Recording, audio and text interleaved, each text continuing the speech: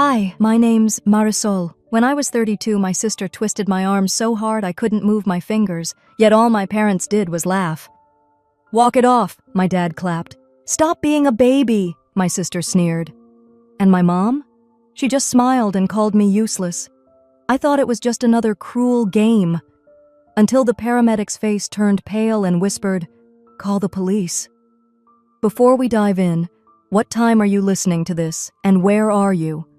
Drop a comment below. I promise you'll want to hear what the MRI revealed. Because my family's secret? It was darker than anyone imagined.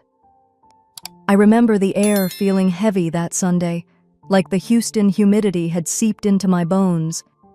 I had just clocked out of another long shift at the store, still in my faded retail uniform, the kind that clung to you no matter how much you wished you could shed it before walking into a crowd.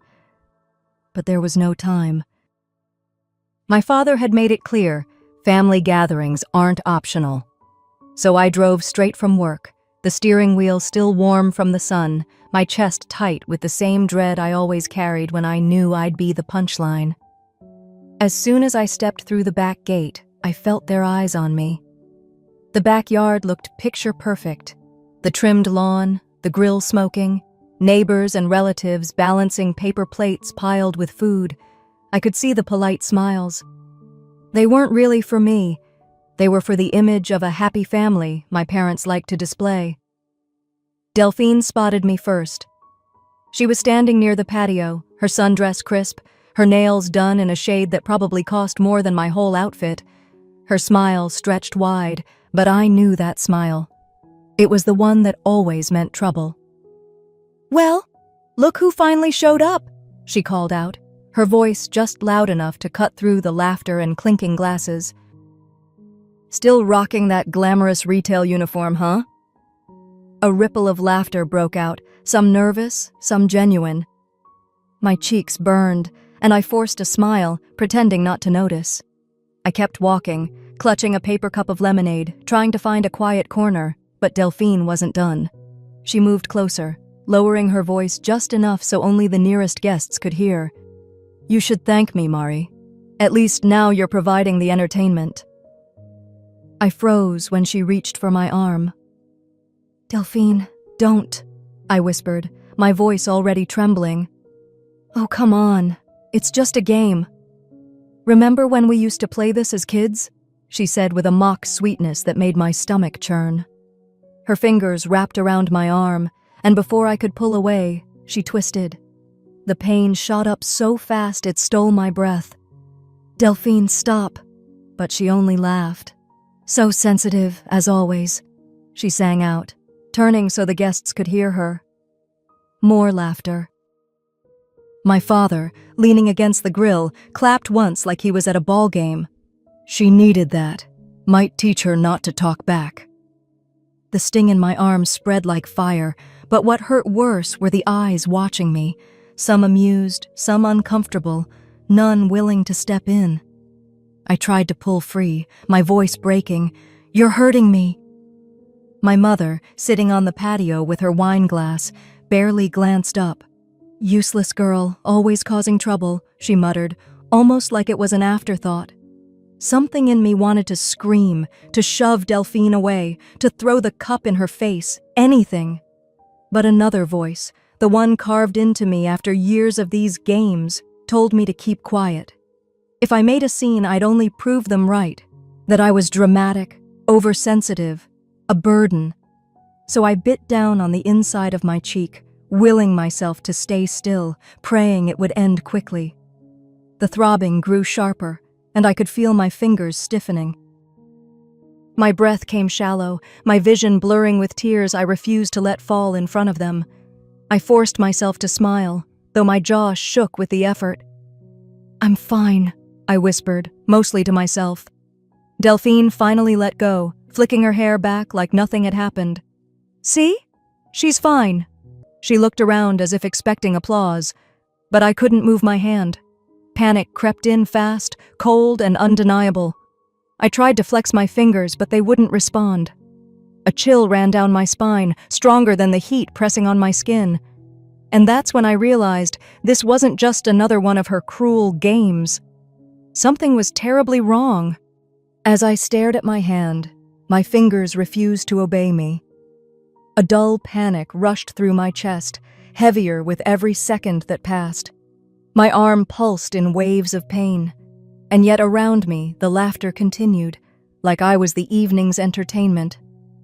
Delphine grinned wide, brushing her hair behind her ear, her voice sharp enough to slice through me. "So sensitive, as always," she sang out, leaning into the chuckles rippling through the crowd. My father's palms came together in a slow clap, like he was rewarding her performance. "She needed that," he said with a smirk, shaking his head as though this were all some valuable lesson. "Might teach her not to talk back." Every clap echoed in my head. Betrayal, louder than the throbbing pain in my arm. Across the patio, my mother sat back with her wine glass tilted against her lips. She didn't bother to hide her satisfaction. "Useless girl," she murmured, almost too softly, but I heard it. "Always causing trouble." She sipped as if my humiliation was a drink she'd been waiting to savor. My throat tightened. I can't move my fingers," I whispered, though my voice barely carried past my own lips. My words vanished into the laughter. No one reached for me. No one asked if I was okay. I was the only one in that backyard who seemed to understand how wrong this was. Some of the guests shifted uncomfortably. I caught sight of a couple near the pool, their phones held up, not to call for help, but to record. My face burned with the shame of knowing I was nothing more than content for someone else's amusement. Part of me wanted to scream, to force their attention, to make them see this wasn't a joke. But another part, the part trained over years of being called dramatic, warned me that raising my voice would only prove them right. If even my own family thought I was exaggerating, why would strangers believe me? So I sat there, tears blurring the edges of the bright Texas sky, trapped in silence. It was then I noticed her. A young woman I didn't recognize, standing a few feet away, her plate of food untouched. She wasn't laughing. Her expression had gone pale, her eyes fixed on my hand. I followed her gaze and saw what she saw. The swelling had already started, skin tight and red against the knuckles. She stepped forward quickly, her voice cutting through the noise with urgency I hadn't heard all day. "Wait! Stop!" Delphine turned, annoyance flickering across her face. "What's your problem? We were just playing." The woman didn't flinch. She crouched beside me, her eyes scanning my arm with focus. "This isn't a game. Look at her hand. Something's wrong." I blinked, startled by the firmness in her tone. No one had ever defended me like that in front of my family. "She's fine," my father said dismissively, waving a hand like he was brushing away a mosquito. "She always pulls this kind of stunt." But the woman's voice sharpened. "No, she's not fine." She looked up, locking eyes with the guests who'd been recording. "Put the phones down. Someone needs to call 911. For a second, the world froze. The laughter stumbled into uneasy silence. I could feel every eye on me, not with amusement anymore, but with a creeping realization that maybe, just maybe, I hadn't been lying. My chest heaved, the panic both sharper and softer now. For the first time that day, I felt a flicker of something besides humiliation, a faint spark of hope resting in the eyes of a stranger. And then her voice lowered, steady but urgent. "Don't move her. Something's wrong. We need to call 911. The moment Sierra's words cut through the air, it was as if someone had yanked the cord out of the laughter. The noise fell flat. The chatter, the smirks, the phones held up like weapons of mockery. Suddenly, they all stilled. I sat there on the patio chair, clutching my arm against me as though I could hold the pain inside. The swelling was worse now, creeping across my hand, stiffening my fingers until they looked like they belonged to someone else.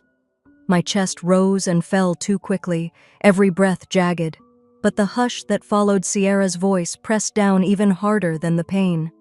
She was at my side in an instant, kneeling so that her eyes met mine, calm and steady in a way that made me want to cry even more. "Can you feel this?" she asked softly, her fingers brushing the back of my hand. I shook my head. It was all I could do. Behind her, my father let out a sharp breath, the kind that said he'd had enough. "She's being dramatic," he barked, throwing a glare around at the guests. "Walk it off, Marisol. You'll be fine." I flinched at his tone, as if his words alone could bruise me. My mother leaned back in her chair, swirling the wine in her glass as if this were nothing more than background music. "Every time there's an event," she muttered with that familiar smirk, "she finds a way to make it about herself."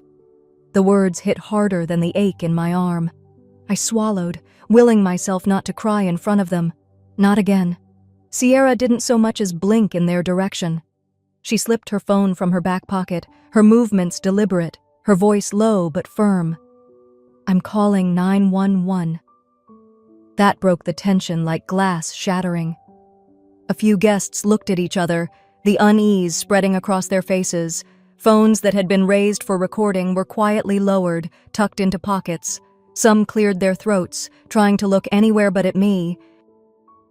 Delphine crossed her arms, her posture loud with defiance, even though her face had lost some of its shine.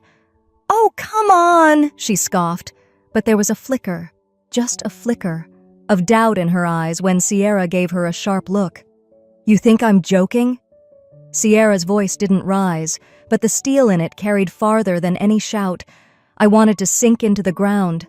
Part of me was terrified that if Sierra stayed, she'd end up the next target of their mockery.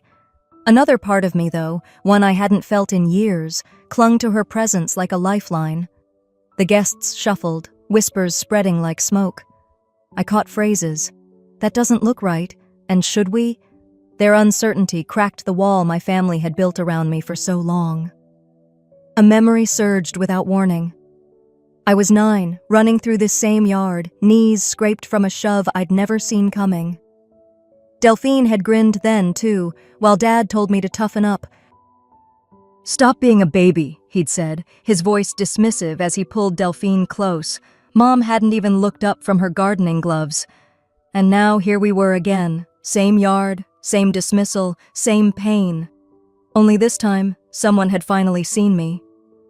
Sierra put a steady hand on my shoulder, grounding me back into the moment. "You did the right thing speaking up," she said quietly, so only I could hear. "You're not overreacting. Don't let them convince you otherwise." Her words slipped through the cracks in my defenses like sunlight through shutters. I nodded, though the tears I'd been holding back finally spilled over.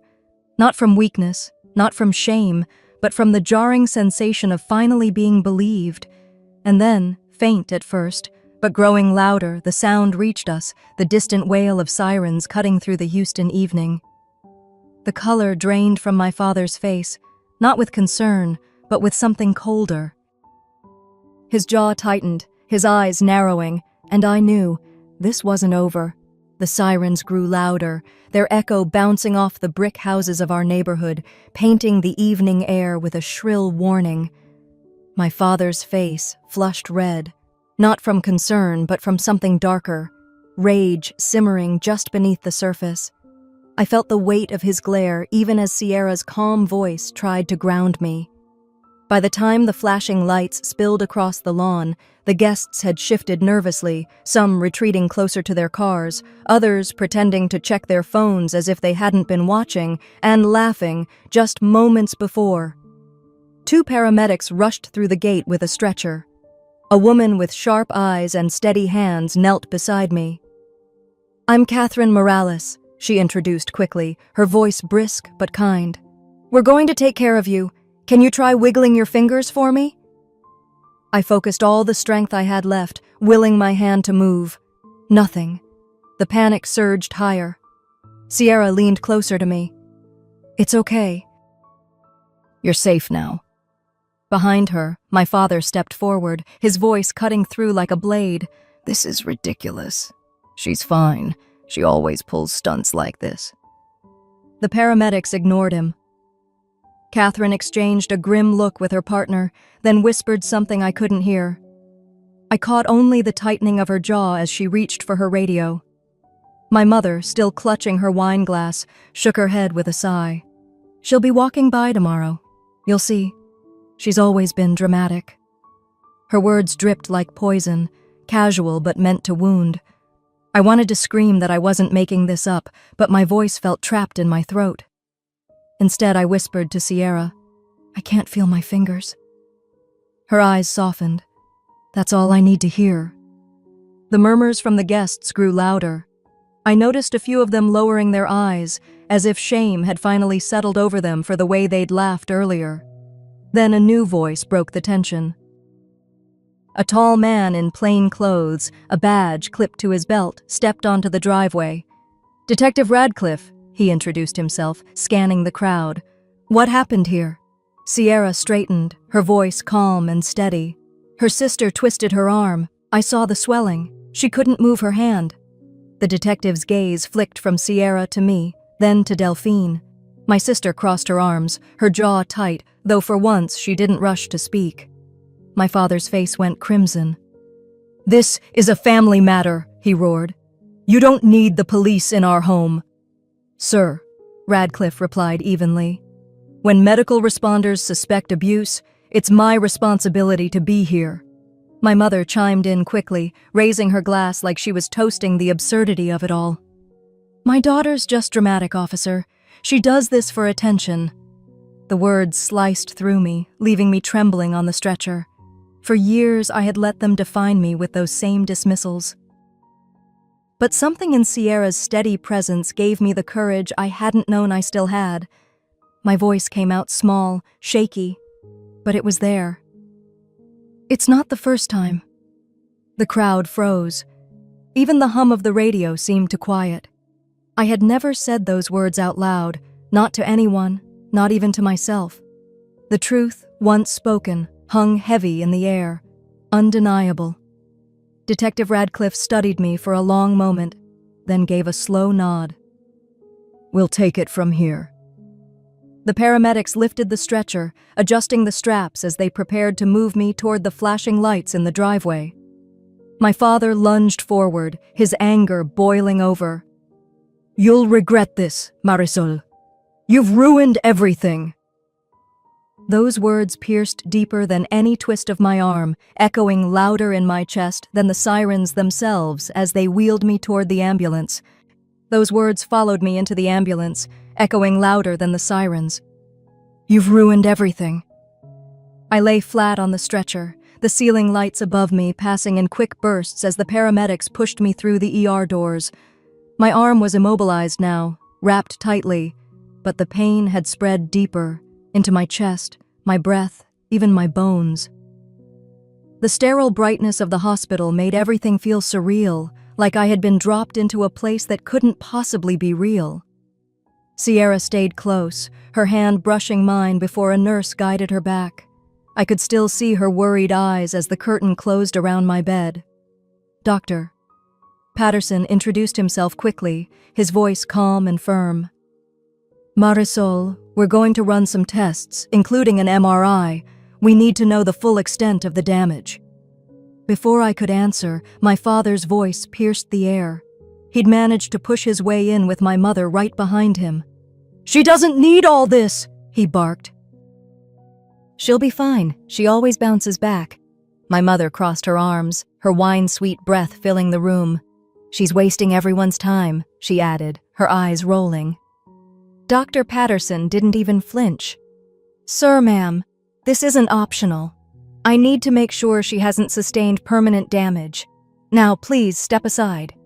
His words carried the kind of authority that made my father bristle, but even Brennar knew better than to push harder against a doctor in a hospital hallway full of witnesses. The detective appeared at the foot of my bed, his notepad in hand. Detective Radcliffe didn't raise his voice. He didn't have to. Marisol, he asked gently, has this happened before? My throat tightened. Images flashed through my mind. Delphine pushing me off swings, twisting my wrists during games, my parents laughing when I cried, telling me I was too sensitive. My voice cracked as I whispered, "Yes." Since we were kids. The silence in the room was heavier than the machines around me. My mother's lips parted like she might speak, but nothing came out. My father looked away, jaw clenching so hard I thought he might break a tooth. Sierra slipped through the curtain again, ignoring their glares. She squeezed my good hand softly. "You don't have to be silent anymore," she said, her voice steady but full of emotion. For a moment, I almost believed her. But guilt pressed hard against my ribs. Betraying my family, speaking those words, it felt like I had stepped off a cliff with no way back. The nurse returned to prepare me for the MRI. As she adjusted the straps, I stared at the ceiling tiles, counting the faint cracks to keep my mind steady. I tried to convince myself it wasn't too late to take it back. Maybe if I tell them I exaggerated, maybe if I just forgive them again, it'll stop. But then I heard my father's voice in my head, sharp and cold. "You've ruined everything." Something inside me shifted. No, I couldn't keep letting their words define me. I couldn't let them bury the truth again. When Dr. Williams, the neurosurgeon, stepped in briefly to explain the scan, I listened carefully, nodding through the haze of fear. His tone was clinical, but the concern in his eyes was real. "We'll see exactly what's going on," he assured me. As they wheeled me toward the MRI room, Sierra's voice followed, firm but gentle. "You're doing the right thing, Marisol. Don't let them take this from you." The hum of the machine filled my ears as I lay perfectly still, the sound vibrating through my bones. My chest tightened with both dread and fragile hope. This machine will show the truth my family always denied. When the images came back, I wasn't ready for what they revealed. I lay perfectly still, the faint hum of the machine still echoing in my ears, as Dr. Patterson and Dr. Williams entered the room together. Their faces told me more than I was ready to hear, somber, heavy, as though they carried a truth too painful to deliver. Dr. Williams pulled up the scan on a monitor. The gray and white images glowed in the dim radiology room, shadows cutting across the bones of my arm. "This," he said gently, pointing with a pen, "is a clean fracture. But there's more here." My breath caught. More? He clicked to the next image. "You see these lines?" His voice was steady but grave. "They aren't from today. Some of these are older fractures, untreated." For a moment I thought I'd misheard. My heart pounded so loudly that his words almost blurred into the rhythm. Dr. Patterson leaned closer, his tone firm but kind. "These injuries happened at different times. Months, maybe even years apart. They've healed unevenly." My father's voice cut through the sterile quiet, harsh and booming. "She's always been clumsy. Fell off bikes, tripped over her own feet. That proves nothing." My mother scoffed, her arms folded tight across her chest. "She bruises like a peach, always exaggerating. You doctors are making a fuss over nothing." Their words sliced at me, the same way they always had, but now I wasn't alone in hearing them. Detective Radcliffe, standing just inside the doorway, didn't look away from the screen. His voice was calm, low, and certain.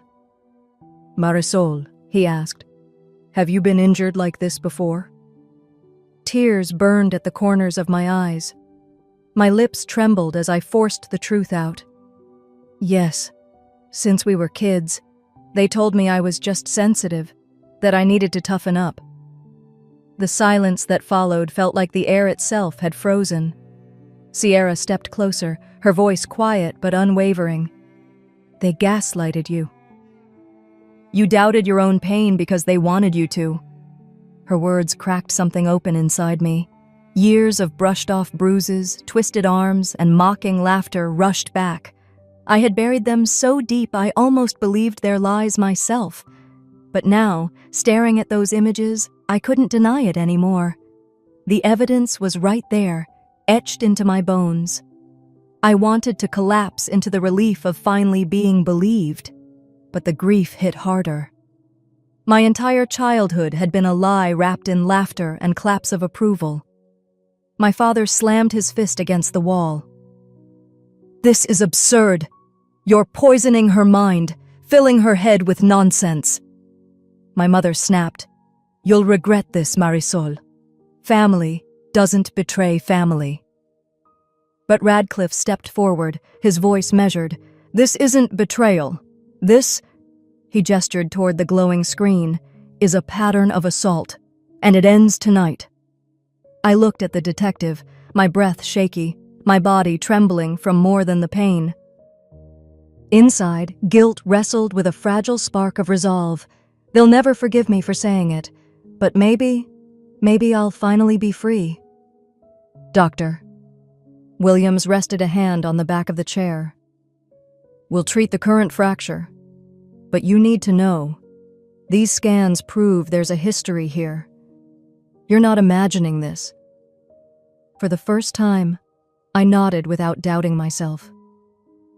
"It wasn't me," I whispered. "I wasn't dramatic.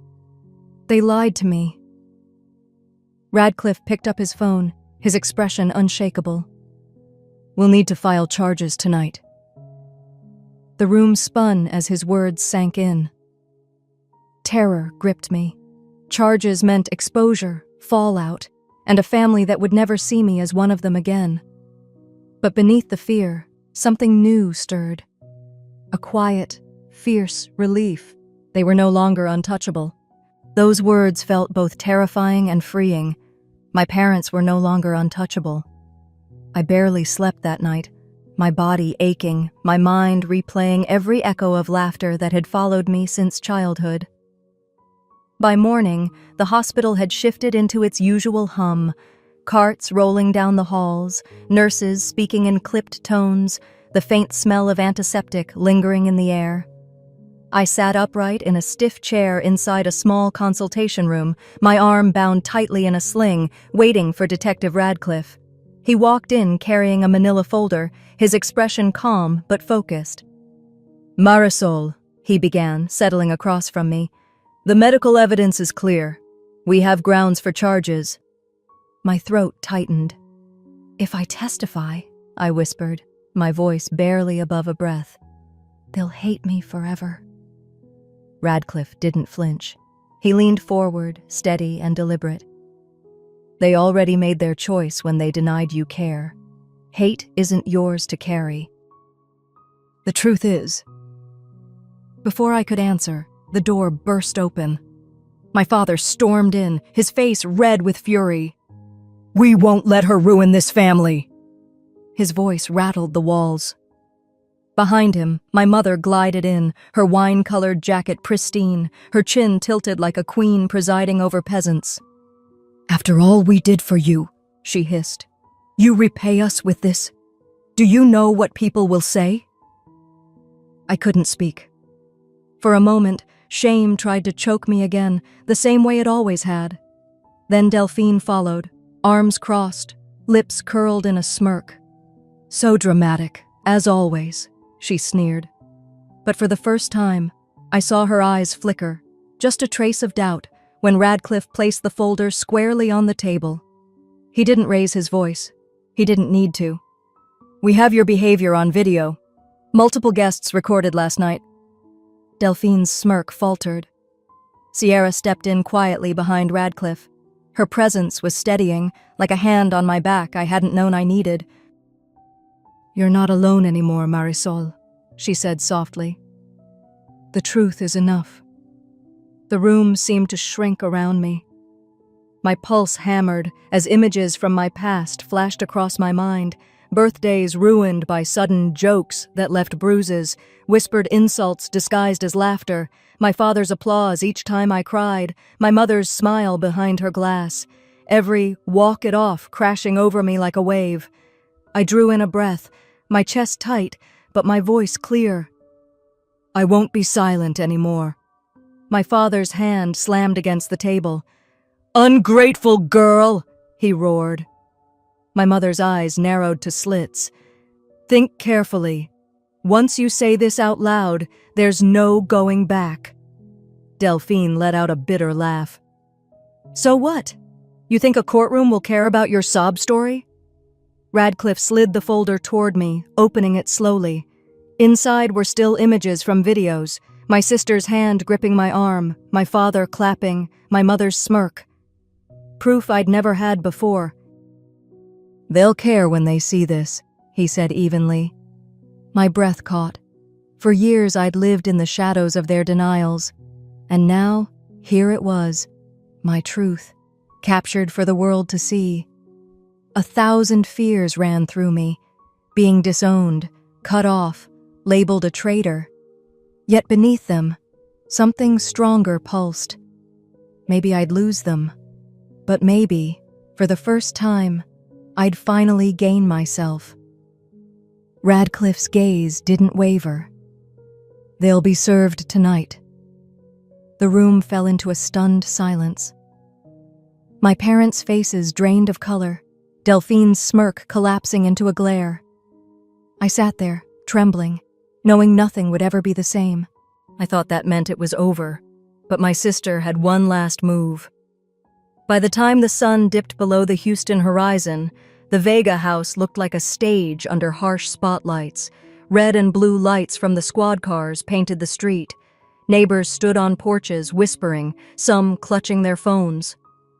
The sound of police radios cut through the heavy air as officers approached the front door. Detective Radcliffe walked beside them, steady as ever. My chest tightened when Brennar shoved open the door before they could even knock. "You have no right to barge into my home," he bellowed, his voice carrying down the block. Ivana trailed behind, dabbing at her eyes with a tissue that hadn't seen a real tear. She turned dramatically to the crowd. "This is a witch hunt. My daughter, our own flesh and blood, dragging us through the mud." I sat silently near the entryway, my arm still cradled in the sling. I could feel their eyes on me, neighbors, officers, even Sierra standing just behind Radcliffe. For a moment, I wanted to shrink back, to disappear. Then Delphine appeared. She didn't storm or shout. She strolled in like she owned the place, holding a folder pressed tightly against her chest. Her face was calm, her lips curling in that all-too-familiar smirk.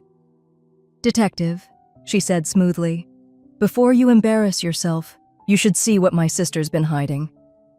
The folder landed on the table with a sharp thud. Inside were papers, medical notes, typed statements, even what looked like a psychologist's report. All of it painted a picture of me as unstable, dramatic, desperate for attention. My heart plummeted. The ground seemed to tilt beneath me. They'll never believe me now, I thought, my throat closing. Radcliffe opened the folder carefully, scanning the pages. His face gave nothing away. Brenner's chest puffed with triumph.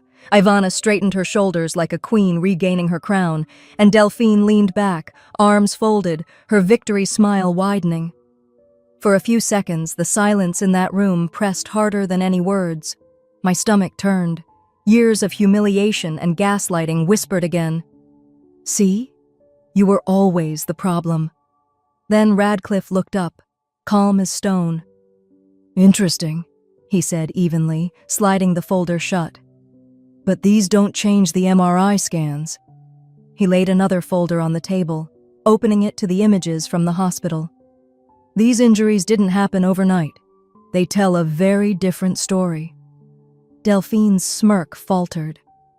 Before she could speak, Radcliffe continued, pulling out a flash drive and signaling an officer. A small screen flickered to life as the video began to play. My breath caught. There it was. Delphine twisting my arm at the party, guests laughing, my father clapping, my mother sipping her wine. Then me, collapsing, clutching my hand, my face twisted in pain. The room shifted. Ivana gasped, her hand trembling around that useless tissue. Brennar's face darkened, and he slammed his fist against the wall, the sound echoing through the house. "This is ridiculous," he barked, but his voice lacked conviction now. Delphine's smile was gone entirely. Her eyes darted to the neighbors outside, to the officers watching her every move, to Radcliffe's steady gaze. I didn't move. I didn't plead. I didn't defend myself. Sierra's words echoed in my mind. The truth is enough. So I just sat there, my head held high, as their empire of denial crumbled. Ivana whispered, almost to herself, "This can't be happening." Brenner growled, pointing at me. "You've ruined everything!" But for once their words didn't sting. They couldn't touch me anymore. Radcliffe stood, his voice firm. "Delphine Crowe," he said, locking eyes with her, "you're under arrest." The click of the handcuffs rang louder than the police radios, louder than the neighbors' murmurs. As the handcuffs clicked, I felt something I hadn't in years. Freedom. 2 years later, the echoes of that night still find me sometimes. But now they sound different, softer, like reminders, not shackles. The afternoon sun slid through the blinds of my small Houston apartment, striping the living room floor in gold. I set down my mug of tea on the side table, my fingers brushing against the folded hospital wristband resting nearby. I never threw it away. That little band wasn't just plastic. It was proof. Proof that the truth had finally been seen. I leaned back on the couch, letting the silence settle. My phone buzzed on the cushion. A text from Sierra. "Outside. Got coffee. Hope you didn't forget the muffins." A smile tugged at my lips. Sierra, now a full-fledged nurse, had become more than the girl who knelt beside me in a backyard full of laughter and cruelty. She'd become family in a way I'd never truly known before. When she stepped in, the scent of roasted coffee filled the room. She handed me my cup, shaking her head. "Still the same order. Black with 2 sugars, right?" "Some things don't change," I said, chuckling softly. We settled at the table, the hum of the city outside faint against our conversation. Sierra's laughter filled the room, warm and easy. A stark contrast to the stifling silence I'd grown up with, where every chuckle felt like it was aimed at me. As we sipped, my thoughts wandered back to the trial. I remembered sitting in that cold courtroom as Dr. Williams described the MRI images, how some fractures were months old, others years. I remembered the jury's faces when the party video played, showing Delphine twisting my arm while my parents sat back and smirked. I remembered the judge's words. Parents are meant to protect, not destroy. Brenner and Ivana were sentenced for criminal neglect. They'd been released early, now serving probation. Rumor had it they were trying to find ways back into polite society, but not a day went by when I didn't think about their last message, passed along through a cousin. "We only wanted to toughen you up." I deleted it without a second thought. Delphine, though, had not been so fortunate. Convicted of aggravated assault, she was still serving her sentence. The smirk she wore that night had long since vanished in my memories. Sierra noticed me staring off and nudged my arm gently. "You okay?" I nodded.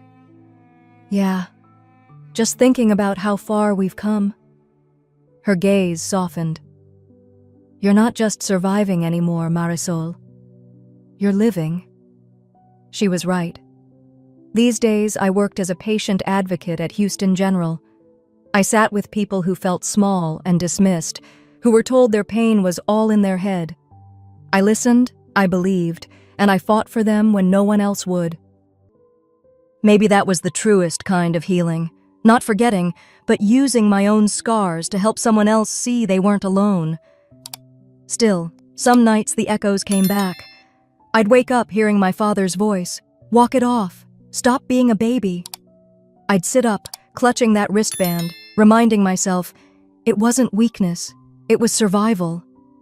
I stood and walked to my dresser, fingers brushing the smooth plastic. That band had been around my wrist when everything changed. Now it sat folded neatly, a quiet anchor reminding me I never had to prove my pain again. Sierra got up to leave, hugging me at the door. "You know," she said with a grin, "you've become the kind of woman I wish I'd had in my corner years ago." When the door shut behind her, I sat down with my phone. The support group app blinked with new messages. I hit record, my reflection staring back at me. My voice was steady. No one should ever have to prove their pain with broken bones. Have you ever been told you were too sensitive? Tell me your story. I promise I'll listen. I ended the recording and uploaded it, setting the phone aside. For the first time in a long time, the silence in my apartment didn't feel empty. It felt like peace. Family should never mean silence. I wasn't dramatic. I wasn't useless. I was enough. And I always will be.